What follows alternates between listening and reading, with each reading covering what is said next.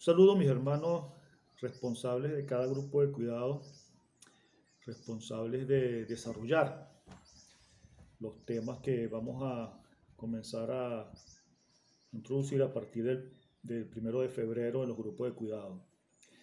Antes de comenzar a desarrollar el primer tema, el tema de la primera semana, quisiera dar unas pequeñas recomendaciones a todos los hermanos que tienen la responsabilidad de exponer ante los miembros del grupo el desarrollo del tema.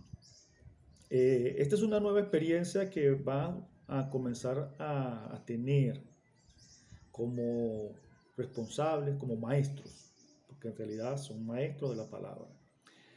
El hecho de que los hermanos comiencen a tener un plan de lectura, sabemos que muchos no tienen no tenían esa costumbre, quizás otros sí, y esperemos que eso sea la mayoría. Pero el hecho de que los hermanos comiencen a tener un contacto a diario con la palabra, eso va a crear en ellos inquietudes, preguntas, incógnitas, para los cuales usted debe estar preparado. Por lo cual yo le sugiero que si usted no tenía un hábito de lectura de la palabra, eh, lo asuma en una mejor manera o en una manera más amplia que el que se está exponiendo. Me explico. Si usted leía menos cantidad de capítulos o de contenido de la palabra del que está en el plan que se está dando, como maestro yo le sugiero que usted lea un poco más, porque la exigencia del alumno, de los alumnos, de los hermanos que están en el grupo, va a crecer. Y usted tiene que estar preparado para eso. No tenga temor. Sabemos que en la palabra del Señor dice que nosotros podemos pedir sabiduría a Él y Él nos la va a dar abundantemente porque Él no la niega a ninguno de los que se la pidan. ¿Ok? Entonces pidamos esa sabiduría al Señor, que el Señor nos hable en su palabra. Y debemos estar preparados, por eso le digo. Y es muy importante que usted lea el tema. Acá yo voy a desarrollar con ciertos rasgos, con cierta información que no está escrita. Pero usted abunde en la palabra, principalmente con la palabra. Cada tema tiene sus subdivisiones y cada subdivisión tiene o está sustentado por lo menos con un versículo bíblico. O sea, no estamos hablando de otra cosa, estamos hablando de la palabra. Algo que va usted a notar en esta serie, o vamos a decir, en este plan que vamos a desarrollar durante el año, es que las enseñanzas van a ser extraídas exclusivamente de la palabra. No es un tema que vamos a desarrollar y nos vamos a apoyar en un versículo bíblico. No, vamos a extraer de la palabra la enseñanza. ¿Ok? Entonces, por eso usted puede dominar el tema con tranquilidad. Y yo le sugiero que si dispone de tiempo, y ese es el deber ser, que pueda disponer un poco de tiempo para preparar la clase, para que usted, además de la cita del versículo que está aquí, que lleva cada subtema, usted pueda buscar otro versículo de apoyo, bien sea con una concordancia. Los medios digitales que con los que contamos ahorita tienen esa facilidad que usted en buscar en esas aplicaciones de Biblia puede conseguir otro versículo que le apoye en el tema que está desarrollando, sin expandirse mucho para no salirse, porque se corre el riesgo también de salirse del tema. Simplemente con un apoyo más si es necesario, si usted lo considera necesario. ¿Ok? Entonces, fíjense, la temática, insisto, voy a insistir en lo siguiente, que ustedes estén pendientes de que los hermanos hagan o cumplan con la lectura. Eso lo pueden hacer preguntándole 1 o 2 días a la semana, durante las primeras 2 semanas, 3 semanas del plan, y luego ustedes quizás una vez a la semana o en el día de reunión usted se va a dar cuenta, porque ellos deben responder también las preguntas que están allí en esta guía. Pero es importante que mantengamos esa motivación en los hermanos y esto va a lograrse de forma de que si nosotros podemos mantener esa motivación los primeros meses, eso después va a rodar fácilmente y después va a ser algo que los hermanos lo van a hacer cotidianamente y va a ser muy positivo. Bien, en cuanto a lo que nos toca en el día de hoy, vamos a hablar y vamos a desarrollar el primer tema de la semana del 1 al 7 de febrero, que nos habla acerca de la promesa cumplida. ¿Okay? ¿Y de qué se trata este tema? Bueno, bíblicamente nosotros recibimos, la humanidad recibió una promesa de parte del Señor. Ahora, eso tiene un trasfondo mucho más allá. Vemos que el versículo que sustenta este punto, que dice, todo obedece a un plan trazado desde el inicio de los tiempos, es el versículo en Mateo 25:34, que dice, entonces el rey dirá a los de su derecha, venid benditos de mi Padre, heredad el reino preparado para vosotros desde la fundación del mundo. Aquí Jesús estaba explicándole a los oyentes de ese momento que en la venida del Señor Él va a llamar a los que son de Él, a los salvos, ¿verdad? Y los va a invitar a entrar a ese reino que Él preparó, imagínense, desde antes de la fundación del mundo, o desde la fundación del mundo. ¿Qué quiere decir esto?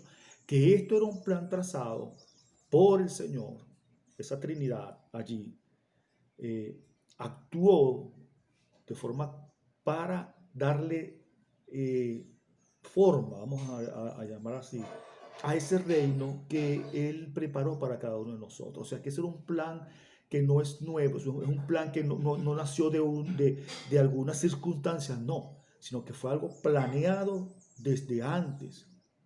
Fue planeado desde la fundación del mundo. O sea, este reino fue hecho para nosotros. ¿Ok? Entonces, vemos que el Señor preparó este reino desde la fundación del mundo, desde que, bueno, que antes ni siquiera usted y yo naciéramos, y lo ha hecho todo para el disfrute de cada uno de nosotros. El hombre fue creado perfecto por Dios para disfrutar precisamente de todo este reino que había sido creado para él. Ahora bien, ¿qué pasó? Hubo un pequeño problema, todos los conocemos, ¿verdad? Ese pecado que entra luego con esa desobediencia de Adán y Eva, que provocan la caída o trastocan la intención buena de ese reino. Y al caer el hombre en pecado, ¿verdad? Perdió todo lo bueno que poseía ese reino para él. Y esto, el hombre pasó de ser una criatura con una naturaleza bien establecida por el Señor a tener una naturaleza caída que lo lleva al pecado y en consecuencia fatal, al final, es la muerte, ¿verdad? Y que esto ha sido sentenciado o fue sentenciado por el mismo Señor cuando le dice, pues el polvo eres y al polvo volverás. No era el fin del hombre volver al polvo, era una vida eterna en gozo con el Señor.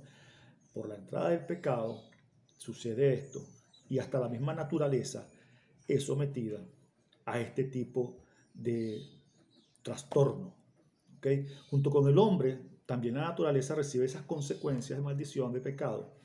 Y no puede ser de otra manera, pues porque imagínense, el hombre con una naturaleza caída afectaba también, afecta, o esa decisión afectó todo su entorno, lo que se llama pues que esto tuvo unas consecuencias cósmicas. Todo el cosmos fue influido por esta entrada del pecado y fue sometida la naturaleza también a la maldad.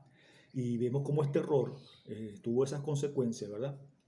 Y todo fue afectado. De hecho, hay un dato muy curioso. Y en la Biblia podemos conseguir cuando se nombran a los espinos y cardos. Recuerde que el Señor les dice, espinos y cardos producirá la tierra. No dice que Él estaba creando. Recordemos que toda la creación de su palabra fue creada. Buena, en gran manera, dice el mismo Señor en Génesis. Pero los espinos y cardos no fueron creados por Él. Fueron consecuencia de esa naturaleza mala, igual como es el hecho de que aparecieron en el hombre, en la raza humana, todas esas enfermedades y malformaciones. Eso no es la creación de Dios, sino una creación de Dios afectada por el pecado. Entonces, esa caída del hombre afectó todo, hasta la misma naturaleza. Y vemos que los espinos y cardos en toda la Biblia sirven de comparación para hacer referencia, mejor dicho, a lo malo, a consecuencias negativas en la vida del hombre. Ese es el primer punto de este tema. Vamos al segundo punto, que dice, a través de toda la Escritura vemos el plan de Dios para traer salvación a sus hijos. ¿Ok? Fíjense. Y que el plan de Dios era traer a su hijo para salvación. Vemos que Génesis 3:15 dice, y pondré enemistad entre ti y la mujer, y entre tu simiente y la simiente suya, y esta te herirá en la cabeza, y tú le herirás en el calcañar. Acá apenas el hombre peca y es destituido de esa gloria del Señor. La consecuencia, o mejor dicho, el castigo inmediato que debió recibir el hombre era la muerte. Pero Dios, siempre mostrando su gran misericordia, establece una oportunidad al hombre y ofrece de una vez la vía para que él reciba esta oportunidad. ¿Y cuál fue? La promesa de un Salvador, la promesa de un Redentor que aplastaría la cabeza de la serpiente. Entonces por acá le dice de una vez, la simiente de la mujer, de allí vendría ese Salvador que proveería entonces a la humanidad de salvación. El Señor promete a la humanidad un Redentor que aplastaría la cabeza de la serpiente, acabando con el pecado, lo que hizo Jesús en la cruz. Vemos que Génesis 49:10 nos dice, no será quitado el cetro de Judá, ni el legislador de entre sus pies, hasta que venga Silot, y a él se le congregarán los pueblos. Estas palabras las dijo Jacob antes de morir, dando la bendición a sus hijos. Y vemos que estas palabras se las dice a Judá.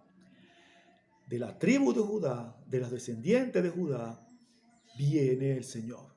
Y cuando hablamos de esta palabra, Silo, estamos hablando de que su traducción quiere decir aquel a quien le pertenece el centro, y también sirve o se traduce como una palabra derivada hacia la paz. ¿Quién es el rey de paz? ¿Quién es el príncipe de paz? Jesús, ¿verdad? Entonces, vemos que desde allí, desde el principio, entonces comienza a ser anunciado el Señor Jesús como la esperanza de redención de la humanidad. Una humanidad que fue creada, una creación que fue hecha perfecta, que cae en desgracia por el pecado del hombre, pero que obtiene entonces una promesa de redención en Jesús. Y vemos que entonces es anunciado desde el principio. Tercer punto, Jesús es anunciado por los profetas. Vemos que Miqueas 5:2 dice, pero tú, Belén Efrata, pequeña para estar entre las familias de Judá, de ti me saldrá el que será Señor en Israel. Y sus salidas son desde el principio, desde los días de la eternidad.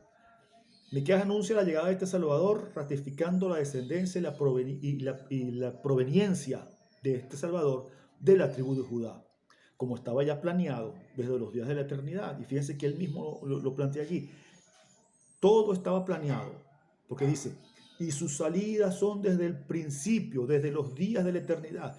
Una corroboración más de que este plan estaba ya estructurado, hecho por el mismo Señor, desde el inicio de los siglos, o sea, desde mucho antes de que nosotros pudiéramos pensar ser beneficiados por él. Isaías 9:6-7 dice, porque un niño nos es nacido, hijo nos es dado, y el principado sobre su hombro, y se llamará su nombre admirable, consejero, Dios fuerte, Padre eterno, príncipe de paz. Lo dilatado de su imperio y la paz no tendrá límite sobre el trono de David y sobre su reino, disponiéndolo y confirmándolo en juicio y en justicia desde ahora y para siempre. El celo de Jehová de los ejércitos hará esto. El anuncio del Mesías, que vendría por parte de los profetas, desarrolló en el pueblo de Israel una gran expectativa que mantuvo esa esperanza por mucho tiempo. Ese pueblo a través de los siglos mantuvo esa esperanza de ese regreso, de ese Mesías, pero lamentablemente la mayoría de ese pueblo, principalmente la clase dominante, esperaba un Mesías que fuese un liberador político y social, no un Mesías como era y estaba establecido para salvación de la humanidad, para la salvación espiritual, para la salvación eterna de la humanidad. Entonces, ellos esperaban era eso. Y ese grupo, más que todo representado entre los maestros, escribas, fariseos, desviaron el verdadero sentido del regreso del Mesías y esperaron entonces siempre un, eh, un salvador político. Y esta enseñanza permeó hasta las clases más bajas, y eso lo podemos ver y notar cuando en Hechos los discípulos, después que Jesús resucita y antes de que ascienda, le preguntan, mira, ¿y cuándo vas a restablecer el trono caído de Israel? O sea, ellos esperaban todavía, que no se habían dado cuenta de que Jesús había venido a liberar al hombre, era del pecado, y a la humanidad darle esa esperanza de salvación eterna, sino que ellos esperaban y pensaban que era una liberación política y social. Mas Jesús vino a libertar al hombre del pecado, de las garras del pecado y de la muerte. Y hay un detalle bien interesante que debemos ver. En el final del versículo 7 de Isaías 9 dice, el celo de Jehová de los ejércitos hará esto. O sea, es como es una garantía establecida de que esto sucederá. ¿Por qué? ¿O qué iba a suceder? Porque el mismo Señor era el que estaba dando como garantía su celo, su empeño de dar salvación al hombre, como la garantía de que esto iba a suceder realmente y sin ninguna dilación. Vemos que viene el siguiente punto que dice anuncio y nacimiento de Juan el Bautista. Es algo muy importante la presencia ahora, el nacimiento y la presentación de Juan el Bautista, porque era quien venía a preparar el camino del Señor. Fíjense que Isaías 40, del 1 al 3, dice, consolaos, consolaos pueblo mío, dice vuestro Dios.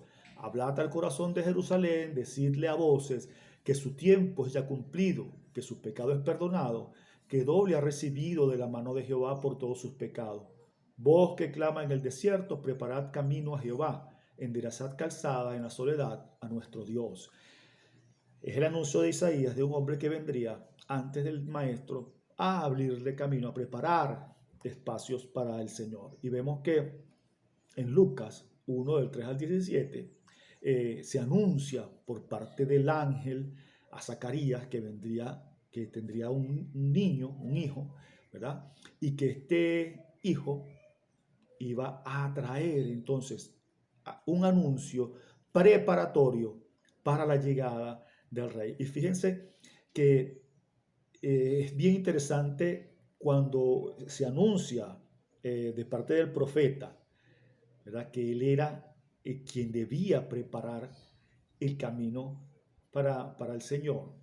Que en la antigüedad, antes de que un rey llegara a un pueblo o a una ciudad o a cualquier sitio, antes de que él se desplazara, se enviaba una comitiva para que preparara el camino, no solamente hiciera los preparativos de llegada al sitio, sino para que el camino realmente, o sea, literalmente, el camino por donde transitaría, bien sea la carreta, el carruaje o el caballo, por donde iba ese rey, fuese preparado, fuese alisado, fuese aplanado de forma tal de que este rey no tuviera muchas complicaciones, ¿verdad? Y tuviera un viaje, un traslado cómodo.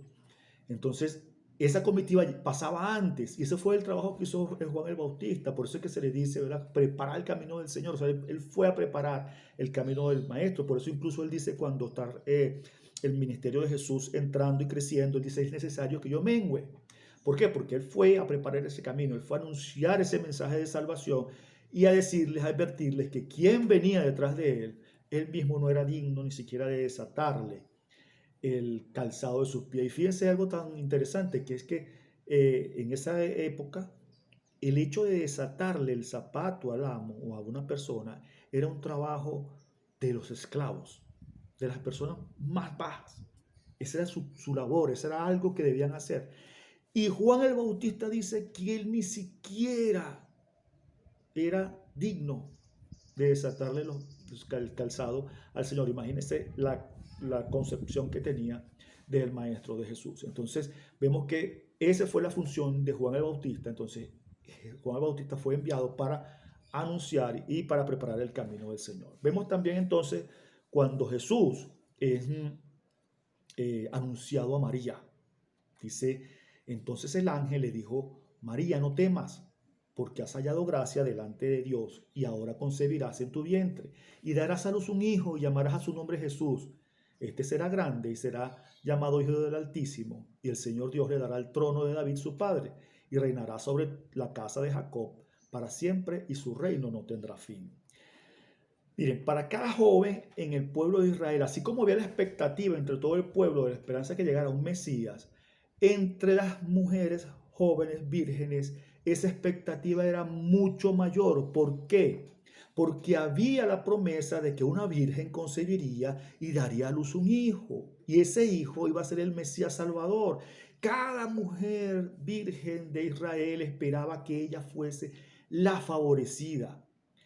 Esperaban con ansias el hecho de que ellas fueran las seleccionadas. Y fíjense que toca a María este privilegio de llegar a ser la madre del Mesías. Por eso el ángel le dice, salve, muy favorecida. O sea, mi hija, has obtenido lo mejor que pueda pasarte, que vas a ser la madre del Señor. Pero no solamente debemos ver eso como un beneficio, como un privilegio que lo fue, sino las condiciones de esta mujer que tuvo para que el Señor la seleccionara. Y vemos, y es muy interesante, y eso podría ser tema para otra clase, cómo María fue, y es un ejemplo para cada uno de nosotros de cómo dirigirse y cómo ser en la vida cristiana. Cómo esa mujer con devoción y entrega, dejando y corriendo todos los riesgos. Y voy a hacer una pequeña acotación acá para que tengamos un ejemplo de lo que implicaba para ella hacer eso. Para ella, quedar embarazada en esa forma significaba la muerte. ¿Y cómo así dirá usted? Para una mujer que hiciera eso, podía ser apedreada, o es más, debía ser apedreada. Es una situación bastante complicada, pero ella dijo que ella confiaba en su Señor, que ella era su sierva y que el Señor hiciera su voluntad en ella. Lógicamente el Señor estaba con ella, no iba a permitir eso, pero legalmente a ella le correspondía ese castigo, imagínense, porque es más, hasta ese reconcomio y eso se lo sacaron incluso a Jesús hasta mucho tiempo después, ya Jesús viejo, 30 años, más de 30 años, estando por allá y llamándole la atención a los fariseos se lo sacan en cara, le dicen, mira, nosotros no somos hijos de pecado, o sea, queriéndole decir que él era un hijo de pecado porque había nacido de María sin haberse estado casada con su padre José. Bueno, es muy interesante este tema, pero por ahora esto es lo que nos corresponde, ¿verdad? El anuncio de Jesús a María, de cómo el Salvador iba a llegar. Luego entonces hay un suceso que a mí me llama mucho la atención y que me llena mucho de regocijo en el hecho de que cuando Jesús es anunciado a los pastores. ¿Por qué? Fíjense, porque los pastores eran las personas de más baja clase. El oficio de pastor era algo que mucha gente no quería, porque era el oficio que desempeñaban las personas de menor calidad, vamos a decir así. Bueno, de hecho, recuerden a dónde estaba David. Cuando el profeta fue a buscar a un hombre para ungirlo y fue a la casa de Isaí, Isaí ¿a quién le sacó? Le sacó a todos sus hijos menos a David, porque era el muchachito, ¿verdad? Era insignificante. En esas sociedades, los niños y los adolescentes, o el hombre, mejor dicho, iba creciendo en importancia a medida que iba creciendo en edad. Y los adolescentes y jóvenes eran como desechados. Y fíjense que el mismo Señor le dice a David, ¿verdad? Yo te saqué de detrás de las ovejas. Entonces, vemos que los pastores eran las personas, vamos a decir, de menos importancia en ese tiempo. Pero es una clave que nos da el Señor Jesús a quien Él venía a anunciar principalmente el Evangelio. ¿Qué pasaba en esa época con la enseñanza de la palabra y la enseñanza de la salvación y la enseñanza de las cosas del Señor? Estaba limitada o estaba secuestrada por una élite, ¿verdad? Que eran los escribas, fariseos, maestros de la ley.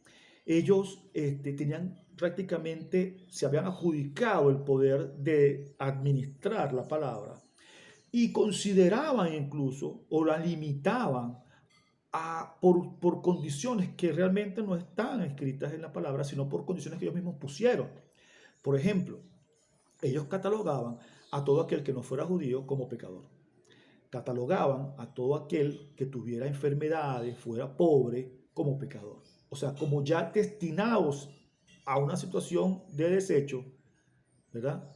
Por sus condiciones físicas, sociales, políticas, a los romanos los consideraban, a los publicanos, que eran los incluso judíos que ejercían funciones de cobro de impuestos. Toda esta gente ellos los tenían rechazados. Entonces fíjense cómo Jesús no llega, o sea, Jesús, el Rey de Reyes, el Señor de Señores, no es anunciado al emperador. No se le anuncia al emperador que viene el rey. No se le anuncia a las autoridades religiosas que viene el rey. No se le anuncia a las personas importantes de ese momento que viene el rey. No, se le avisa y se le anuncia a unos pastores, a unos humildes pastores. ¿Y de qué forma se lo anuncia? Con una manifestación extraordinaria, un coro de ángeles se aparece, ¿verdad? Y vemos que el relato de Lucas es muy emocionante y dice, había pastores en la misma región que velaban y guardaban las vigilias de la noche sobre su rebaño. Y he aquí se le presentó un ángel del Señor y la gloria del Señor los rodeó de resplandor. Y tuvieron gran temor. Pero el ángel les dijo, no temáis, porque aquí hoy os doy nuevas de gran gozo, que serán para todo el pueblo, que os ha nacido hoy en la ciudad de David un Salvador, que es Cristo el Señor. Vemos que ellos se asustaron, pero cuando reciben ese anuncio tan grande, o sea, después de que el ángel se va, aparece entonces ese coro de ángeles alabando al Señor y ellos deciden entonces vamos a buscar a ese rey. Ellos, como dije antes, eran los menos favorecidos, pero el Señor los elige para anunciarles la llegada de su Hijo.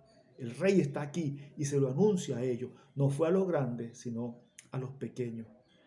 Jesús venía a anunciar el Evangelio y esto nos hace entender que lo que recibimos de Él no tiene que ver nada con lo que yo pueda como persona presentar o tener.